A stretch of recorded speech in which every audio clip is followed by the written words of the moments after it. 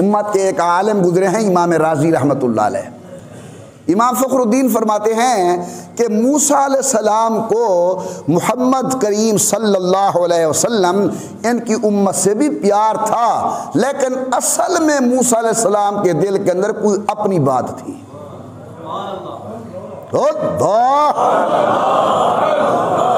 असल में मूसा अलैहिस्सलाम के दिल के अंदर कोई अपनी बात थी। क्या? मूसा अलैहिस्सलाम ने सोचा कि मैं तो वो हूँ जिसने कोहे तूर पर कहा था अल्लाह दीदार करा, और जवाब मिला लन तरानी, मैं यहाँ नहीं देख सका।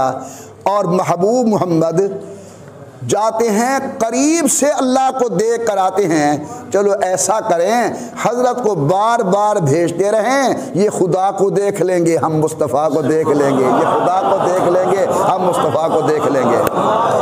बसा औकात किसी को देखने से उसका हुस्न आंखों में उतर आता है। वो शेर है ना, किसे तुम देखते रहते हो अनवर की आंखें खूबसूरत हो गई है। मेरे मुस्तफ़ा करीम अल्लाह की ज़ियारत करके आते थे। वो अनवारात जो हुजूर अकरम की आंखों में, वो अनवारात खुदा जो रसूलुल्लाह के चेहरे पर मुनक़िस होते थे, उन्हीं की बार बार ज़ियारत कर रहे हैं जनाब सैयदना मूसा अलैहिस्सलाम।